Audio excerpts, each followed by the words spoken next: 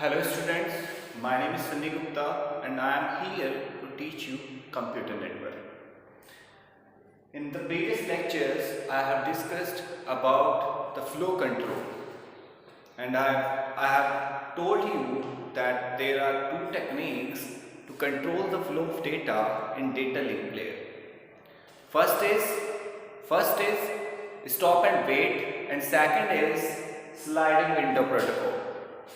और उसके बाद हमने डिस्कस करा स्लाइडिंग विंडो प्रोटोकॉल को और हमने बताया कि स्लाइडिंग विंडो प्रोटोकॉल में भी दो अप्रोचेस यूज होते हैं। पहला गो बैक एन जो हमने प्रीवियस वीडियो में डिस्कस किया गो बैक एन का, और सेकंड इज जो नेक्स्ट आज मैं डिस्कस करने वाला हूँ, second is selective repeat flow control या सेलेक्टिव रिपीट प्रोटोकॉल।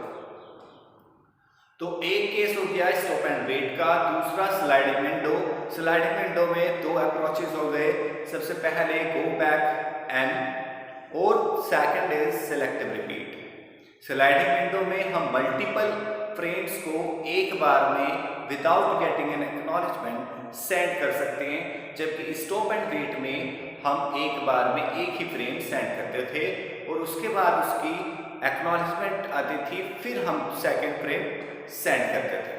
लेकिन अब देखते हैं गो बैक एन में हमने जो करा उससे कैसे डिफरेंट है सेलेक्टिव रिपीट। तो सेलेक्टिव रिपीट के केस में क्या होता है, सेलेक्टिव रिपीट्स ये भी गो बैक एन की तरह मल्टीपल फ्रेम्स को एक बार में ट्रांसमिट कर सकता है विदाउट गेटिंग एन एक्नॉलेजमेंट। जो मैंने फर्स्ट पॉइंट लिखवाया, can transmit the multiple number of frames at once. एक बार में एक से ज्यादा फ्रेम्स को सेंडर टू रिसीवर ट्रांसमिट कर सकता है without getting an acknowledgement. Second point के लिखवाया, अब size of the sender window is same to the receiver window. Go back N के केस में क्या था, जो साइज ऑफ सेंडर विंडो थी वो तो ज्यादा थी, मल्टीपल फ्रेम सेंड कर सकता था सेंडर, लेकिन रिसीवर की जो विंडो साइज था वो केवल 1 था। गो बैक एन के केस में सेंडर एक साथ मल्टीपल फ्रेम सेंड कर सकता था विदाउट गेटिंग एन एक्नॉलेजमेंट, लेकिन रिसीवर एक बार में एक ही फ्रेम को एक्सेप्ट कर रहा था। तो उसमें क्या हो रहा था, उसमें रिट्रांसमिशन बहुत ज्यादा हो रहा था, क्योंकि अगर एक भी पैकेट मिसिंग हो गया, एक भी फ्रेम मिसिंग हो गया, तो उसके बाद वाले जितने भी फ्रेम्स रिसीव हुए होंगे वो भी डिस्कार्ड हो जाएंगे, वो भी दोबारा से रिट्रांसमिट करने पड़ते थे हमें गो बैक एन के केस में, जो मैंने लिखवाया था वेरी हाई रिट्रांसमिशन। लेकिन यहाँ पे उस प्रॉब्लम को सोल्व करा गया कि अगर कोई एक डिस्कार्ड हो जाता है, एक फ्रेम नहीं मिलता है, क्योंकि जो फ्रेम रिसीवर की विंडो साइज है वो यहाँ पे ज्यादा है, वो 1 नहीं है, वो उतनी ही है जितने number of frames sender send कर सकता है, उतनी ही नंबर ऑफ फ्रेम्स रिसीवर भी रिसीव कर सकता है। तो मान लो सपोज सेंडर की विंडो का साइज 4 है तो रिसीवर की विंडो का साइज भी 4 ही होगा, तो दोनों के फ्रेम साइज 4 होगा। वो 4 फ्रेम्स को सेंड करेगा, वो 4 फ्रेम्स को रिसीव कर सकता है एक बार में। तो यहाँ पे अगर पहला फ्रेम हमने भेजा, दूसरा भेजा, तीसरा भेजा, चौथा भेजा, और मान लो सपोज करो जो मैंने करके दिखाया था, बताया था गो बैक एन के केस में कि अगर 1 फ्रेम लॉस्ट हो गया तो उसे सेकंड, थर्ड, फोर्थ वो किसी को भी रिसीव नहीं करेगा। तो टाइमर टाइम आउट होगा, टाइमर टाइम आउट होने के बाद चारों फ्रेम्स को फिर से भेजना पड़ेगा 1 2 3 4। लेकिन इसके केस में क्योंकि जो सेंडर की फ्रेम साइज है वो रिसीवर की फ्रेम साइज के बराबर है, इसलिए वो 4 फ्रेम सेंड कर रहा है 1 2 3 4, तो रिसीवर भी 4 फ्रेम्स रिसीव कर सकता है एक बार में। तो 1 नहीं आया तो वो दूसरा ले लेगा, दूसरा आ गया कोई दिक्कत नहीं, आ जाओ मेरे पास जगह खाली है, मैं तो आपको यहाँ ठहरा दूंगा। तीसरा भी आ गया, चौथा भी आ गया, उसने अपने अपने कमरों में सेट कर दिया। उसने 1 था, कोई बात नहीं, 1 के लिए कमरा खाली है, जब आएगा। तो इस केस में जो वो प्रॉब्लम थी कि सारे रिट्रांसमिट करेंगे ऐसा सोल्व आउट हुआ। केवल वही फ्रेम वापस से रिट्रांसमिट होगा जो कि खराब हो गया है, एरर आ गई है या लॉस्ट हो गया है, डिस्कार्ड कर दिया है। तो बात करते हैं size of sender window is same to the receiver window size. Size जो रिसीवर की जो सेंटर की विंडो का साइज है वही रिसीवर की विंडो का साइज है। अब साइज क्या है? सेंटर की विंडो का साइज इक्वल टू रिसीवर की विंडो का साइज। अब साइज क्या है? तो साइज है 2k की पावर -1, 2k की पावर -1। 2k की पावर -1 का मतलब क्या है? k क्या है? k क्या है? मैंने यहां लिखवाया हुआ है कि number of required bits to represent, कितने बिट्स की जरूरत है हमारे फ्रेम्स को रिप्रेजेंट करने के लिए। न्यूमेरिकल आ सकता है, न्यूमेरिकल में वो डायरेक्ट फ्रेम साइज ना देके नंबर ऑफ बिट्स भी आपको दे सकता है। डायरेक्ट फ्रेम साइज दे दिया तो कोई बात नहीं, बहुत अच्छी बात है। डायरेक्ट फ्रेम साइज दे दिया कि विंडो सेंटर की विंडो का साइज 4 है, तो सेंटर की विंडो का साइज 4 है और आपको सिलेक्टिव रिपीट अप्रोच फॉलो करना है तो विंडो रिसीवर की विंडो का साइज भी 4 हो गया, क्योंकि दोनों का विंडो साइज इक्वल होगा। इसके केस में गो बैक एन के केस में रिसीवर की विंडो का साइज हमेशा 1 रहता है, चाहे सेंटर की विंडो का साइज कितना भी, वो एक बार में एक ही रिसीव करता है। तो सपोज करो यहां पे 4 डायरेक्ट दे दिया तो बहुत अच्छी बात है, लेकिन अगर आपको दे दिया कि हमें 3 बिट्स लगेंगे रिप्रेजेंट करने के लिए data, number of bits required they the, number of bits means वो k की वैल्यू है। इसका मतलब ये नहीं है कि अगर नंबर ऑफ बिट्स आपको दे दी कि फ्रेम साइज 3 हो गया, इसका मतलब बिल्कुल भी नहीं है ये, तो कंफ्यूज नहीं होना है। अगर वो नंबर ऑफ बिट्स रिक्वायर्ड देता है तो आपको ये फॉर्मूला लगाना है विंडो साइज कैलकुलेट करने के लिए।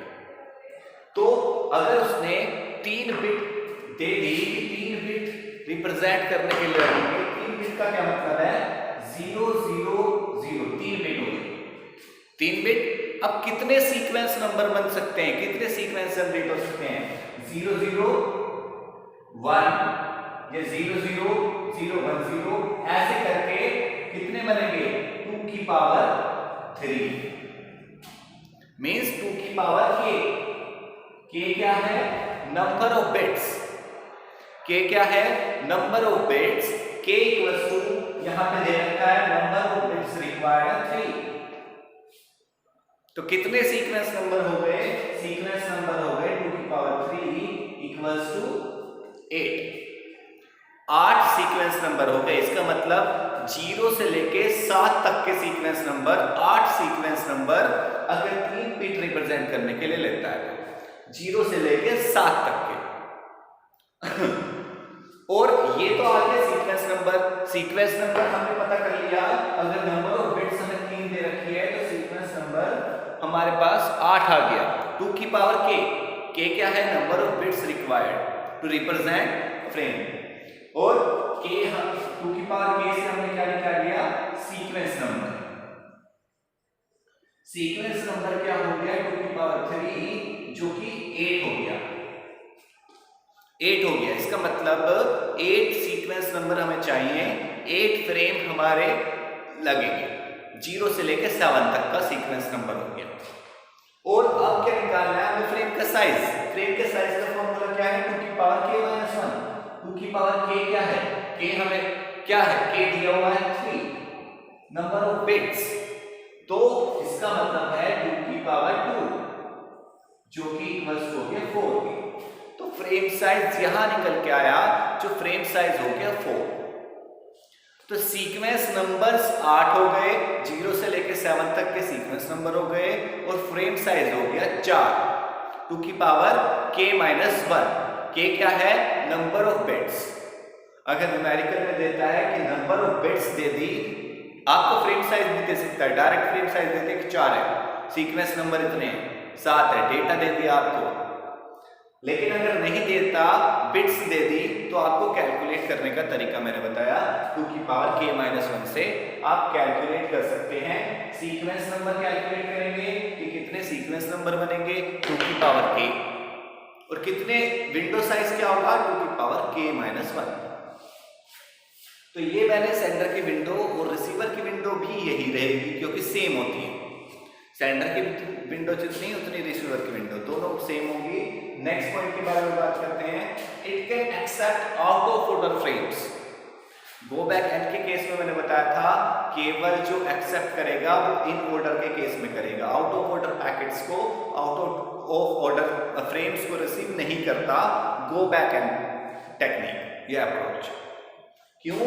क्योंकि उसकी रिसीवर की विंडो का साइज कितना है, केवल 1 था, केवल एक रिसीवर की विंडो का साइज था।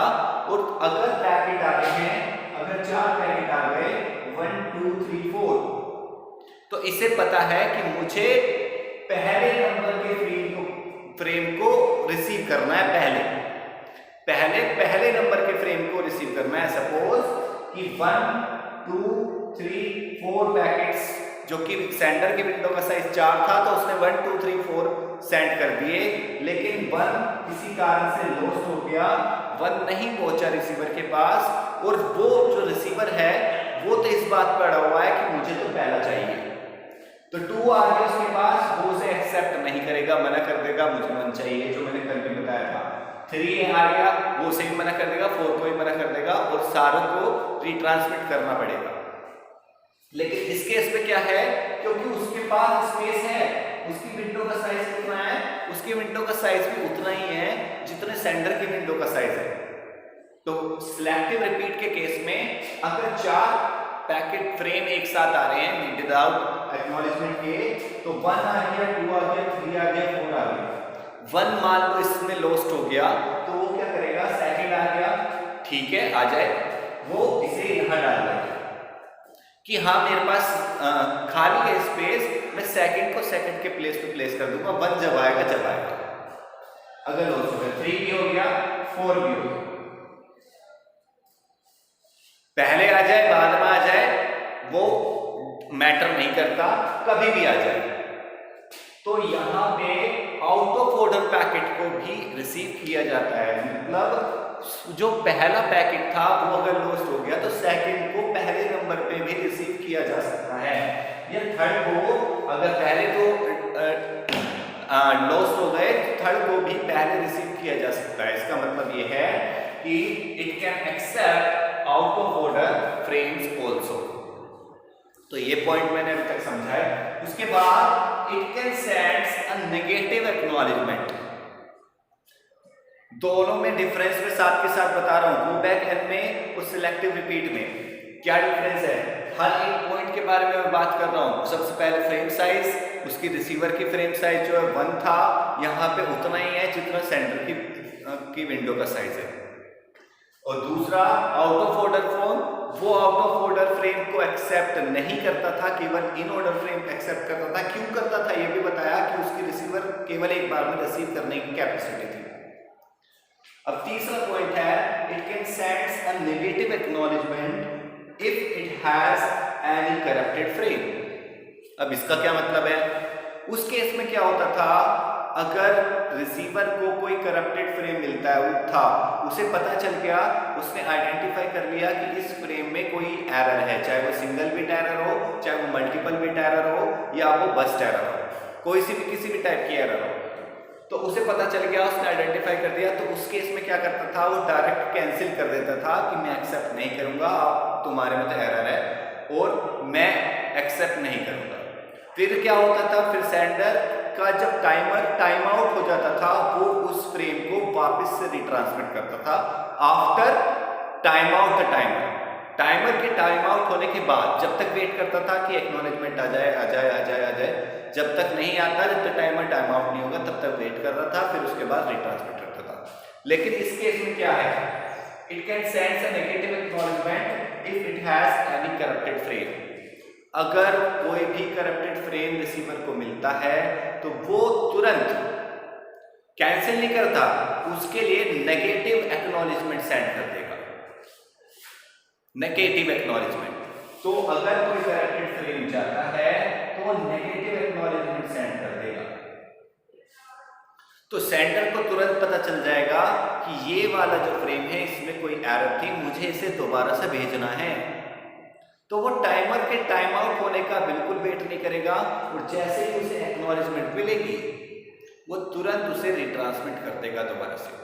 तो इससे क्या फायदा हुआ? इससे ये फायदा हो गया कि जो हम वेट कर रहे थे, जिससे प्रोसेसिंग स्लो हो रही थी, वो वेट हमें नहीं करना पड़ रहा और हम तुरंत पता लगा रहे हैं कि भाई ये लॉस्ट हो गया और हमें नेगेटिव एक्नॉलेजमेंट मिल गई, तो हमें इसे दोबारा सेंड करना है।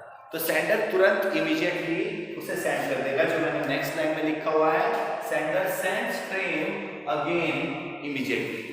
तो उस फ्रेम को जिसके लिए नेगेटिव एक्नॉलेजमेंट रिसीव हुई है, उस फ्रेम को, केवल उसी फ्रेम को, उसके अलावा किसी फ्रेम को नहीं, उसी फ्रेम को सेंडर दोबारा से रिट्रांसमिट कर देगा रिसीवर के लिए। तो ये पॉइंट मेरे हिसाब से क्लियर है। उसके बाद no waiting for timer time out, जो बात मैंने बताई, वेट नहीं करेगा टाइमर के टाइम आउट होने का। जैसे ही एक्नॉलेजमेंट रिसीव होगी तुरंत वो उसे रिट्रांसमिट कर देगा जो भी करप्टेड फ्रेम की एक्नॉलेजमेंट, नेगेटिव एक्नॉलेजमेंट मिली है। और रिट्रांसमिशन इज वेरी लो, ये इसका फायदा, एडवांटेजेस कि retransmission is very low. Retransmission केवल एक हो रही है, केवल जो करप्ट हुआ है, जिसकी एक्नॉलेजमेंट लॉस्ट हुई है, या जो फ्रेम लॉस्ट हुआ है, उस केस में ही रिट्रांसमिट करेगा केवल ओनली वन फ्रेम। तो इसकी जो रिट्रांसमिशन है वो रिट्रांसमिशन ओनली वन है, केवल एक फ्रेम को वो रिट्रांसमिट करेगा अगर एक्नॉलेजमेंट मिसिंग हो गई है, या डेटा मिसिंग हो गया है, या नेगेटिव एक्नॉलेजमेंट आ गई है। उस केस में केवल एक फ्रेम को, जो करप्ट हुआ है या जो लॉस्ट हुआ है, केवल उसे, उसके अलावा किसी को नहीं। जो रिसीव होते जा रहे हैं वो होते जा रहे हैं। Next, each frame must be acknowledged individually. उस केस में क्या था, कम्युलेटिव एक्नॉलेजमेंट का यूज कर रहे थे गो बैक एन के केस में। गो बैक एन के केस में कम्युलेटिव एक्नॉलेजमेंट का यूज कर रहे थे। कम्युलेटिव एक्नॉलेजमेंट क्या बता रहा था कि अगर 1 2 3 4 रिसीव हो गए तो वो नेक्स्ट एक्सपेक्टेड फ्रेम के लिए रिक्वेस्ट भेजेगा, एक्नॉलेजमेंट भेजेगा।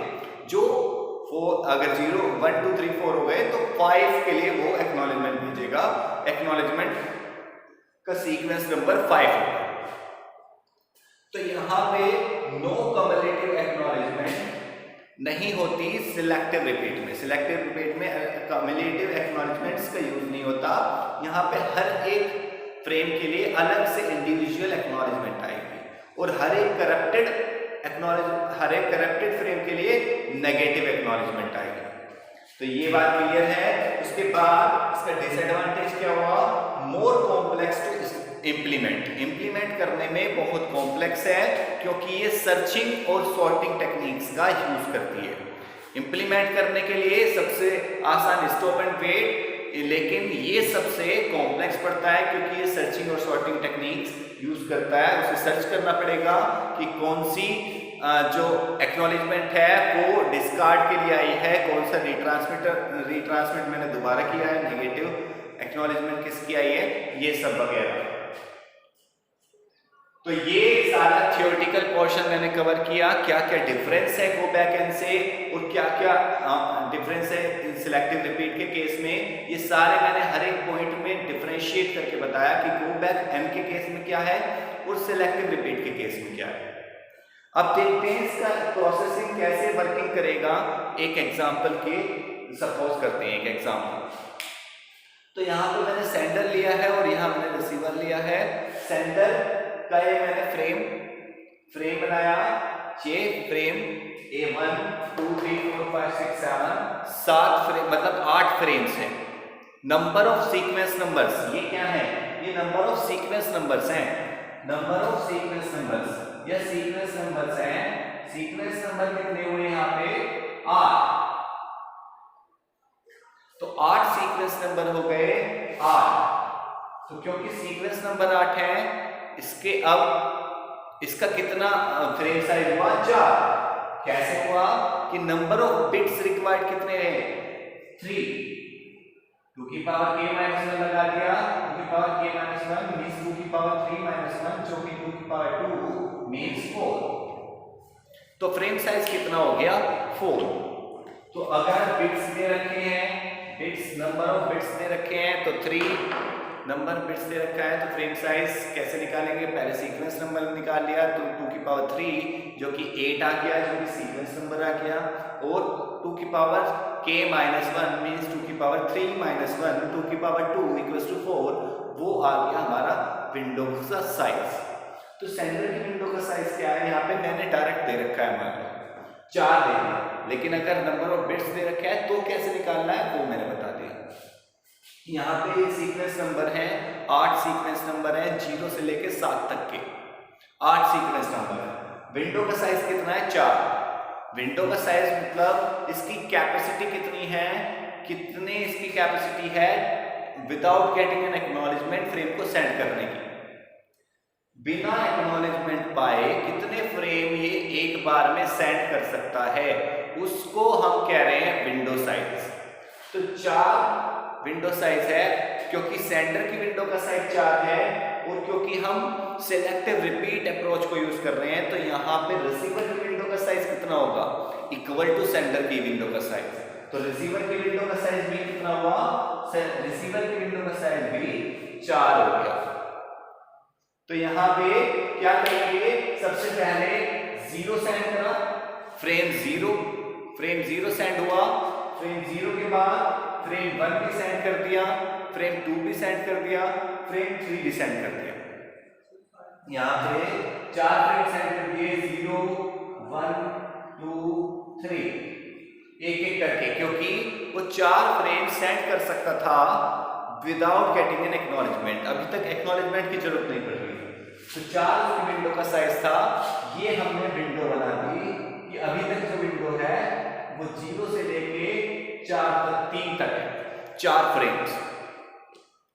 तो अब उसे मिलने शुरू हुए, तो वो क्या करेगा? क्योंकि कम्युलेटिव एक्नॉलेजमेंट का यूज नहीं होता सिलेक्टिव रिपीट में, तो वो एक एक की इंडिविजुअली एक्नॉलेजमेंट आनी शुरू होगी। तो यहां पे सपोज करो कि 0 से रिसीव हो गया, फ्रेम 0 उसे रिसीव हो गया, तो उसने एक्नॉलेजमेंट भेज दिया, यहां पे एक्नॉलेजमेंट मिल गया। तो अब जब एक्नॉलेजमेंट मिल गया, तो ये विंडो ऐसी नहीं है कि 4 दोबारा से पैकेट सेंड कर देंगे। 4 कैसे सेंड कर देंगे? फिर जब तक एक्नॉलेजमेंट नहीं आएगी तब तक उसके लिए कैसे सेंड कर देंगे? तो केवल एक ही एक्नॉलेजमेंट आई है, तो ये जो फ्रेम था वो फ्रेम थोड़ा सा स्लाइड हो जाएगा, थोड़ा सा खिसक जाएगा। तो अब यहां से हटके फ्रेम ये 4 को अपने अंदर ले लेगा। तो केवल समझने वाली बात ये है, ये नहीं है कि 4 एक बार में सेंड कर दिए, फिर उनकी 4 की एक्नॉलेजमेंट आएगी तब वो 4 नेक्स्ट सेंड कर देगा, फिर 4 की एक्नॉलेजमेंट आएगी, नहीं। जैसे ही स्लाइडिंग विंडो मींस एक एक करके स्लाइड हो रही है विंडो। पहले 4 ये वाला था फर्स्ट स्टेप में, अब क्योंकि 0 को रिसीव हो गया रिसीवर को, तो एक्नॉलेजमेंट उसकी आ गई, और एक्नॉलेजमेंट आ गई तो हम नेक्स्ट को भेज देंगे। तो स्लाइड हो गई विंडो, और विंडो के अंदर ले लिया हमने 4, ठीक है। तो हमने क्या करा? नेक्स्ट 4 को सेंड कर दिया, फिर 1 भी रिसीव हो गया उसे उधर इतनी देर में, तो 1 की भी उसने एक्नॉलेजमेंट सेंड कर दी, तो 1 भी रिसीव हो गया, तो फिर से वही काम दोबारा से खिसक गई विंडो, और अब की बार 1 बार हो गया, फिर से 2 से लेके 5 तक विंडो, तो एक एक करके खिसकती रहेगी विंडो। फिर क्योंकि 2 की एक्नॉलेजमेंट 1 की एक्नॉलेजमेंट रिसीव हो गई, तो उसने नेक्स्ट वाले को भेज दिया, 5 वाले को भेज दिया, एक एक की आती जा रही है, एक एक को भेजते जा रहा है, नेक्स्ट फ्रेम स्लाइड होता जा रहा है। तो 5 को भेज दिया, फिर इतनी देर में वो सेकंड की एक्नॉलेजमेंट सेंड करी थी, लेकिन वो ट्रांसमिट के दौरान एक्नॉलेजमेंट कहीं लॉस हो गई, कहीं ये एक्नॉलेजमेंट नहीं पहुंची। मींस एक्नॉलेजमेंट नहीं पहुंची, मतलब इसका मतलब क्या है, ये अगर ये करप्टेड फ्रेम है, सपोज ये करप्टेड फ्रेम है,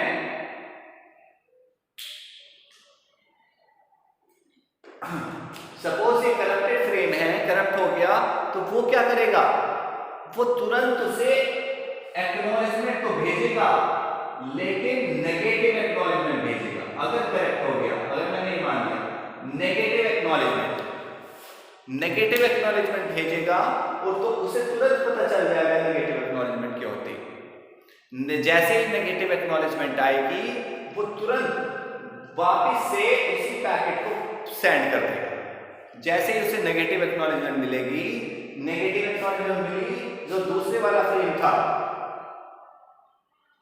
सेकंड वाला फ्रेम वापस से भेजा। अब की बार हमने 5 को आगे नहीं बढ़ाया स्लाइड में, लेकिन क्योंकि वो जो 2 वाला अभी रिसीव होना था वो हुआ नहीं, वो कुछ डिस्कार्ड हो गया, तो हमें रिट्रांसमिट करना है। उसने तुरंत नेगेटिव एक्नॉलेजमेंट सेंड कर दी, तो हमने वापस से उसे 2 भेज दिया। ऐसे ही फिर उसे 3 भी रिसीव हो गया, फिर वापस से किसे भेज, जैसे 2 रिसीव हुआ, 2 रिसीव हुआ, 2 की एक्नॉलेजमेंट आते ही फिर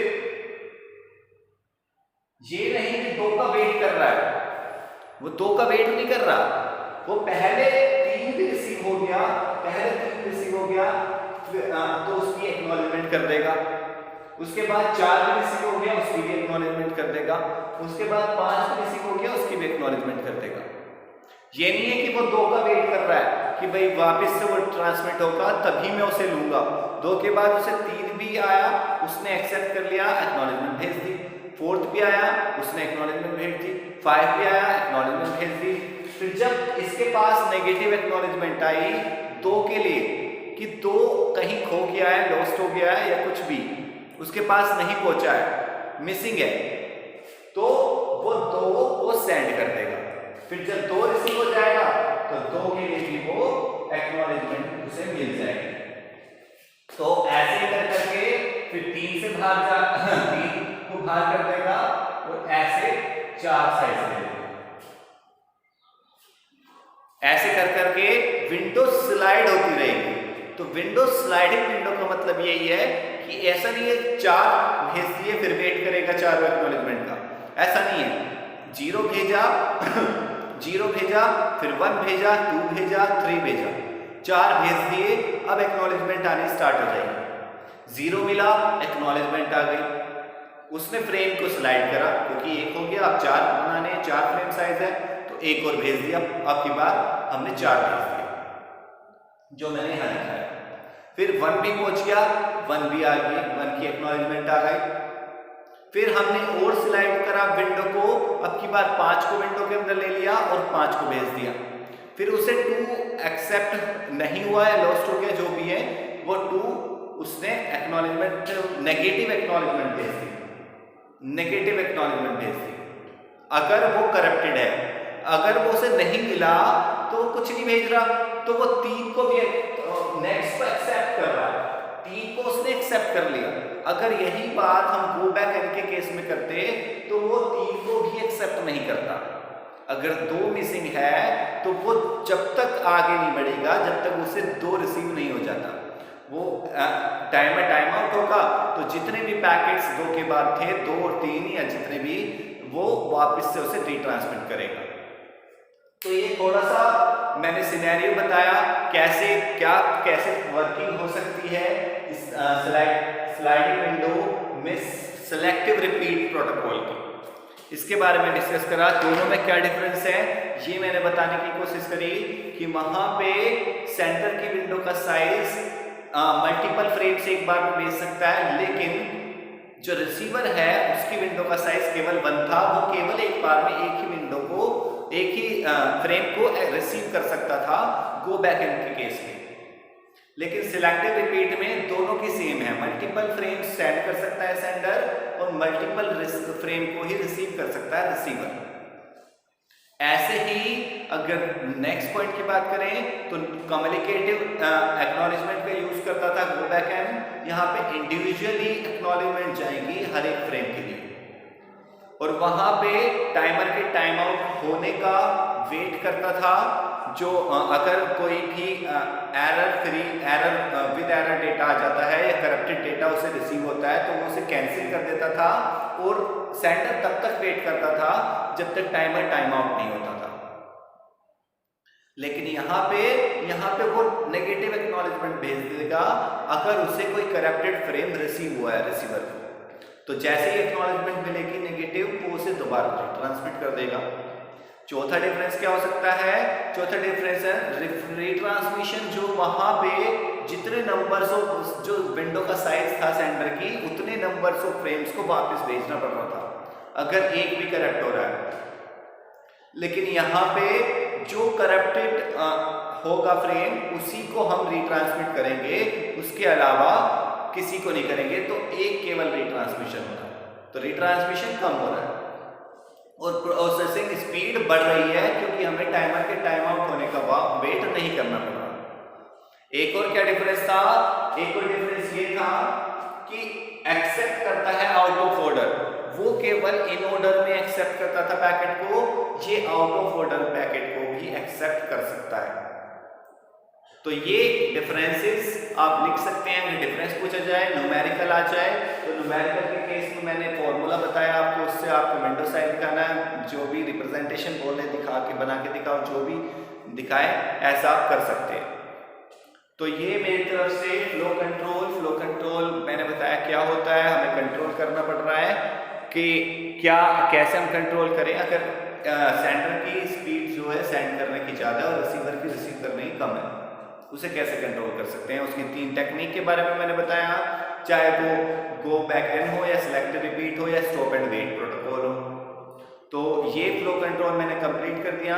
अगर आपको नोट्स चाहिए, मेरे हिसाब से मुझे लगता है कि आपको समझ आ रहा होगा। अगर फिर भी कोई आपको कोई परेशानी दिक्कत हो रही है, क्वेरी है कोई, तो आप मुझसे कमेंट करके या व्हाट्सएप करके या कॉल करके मुझसे पूछ सकते हैं। और अगर आपको नोट्स चाहिए तो नोट्स मैंने अपने ब्लॉग पे डाले हुए हैं, जिसका लिंक मैंने डिस्क्रिप्शन में डाला हुआ है। तो मस्ट सब्सक्राइब भी करें, इस चैनल को लाइक करें और थैंक यू सो मच।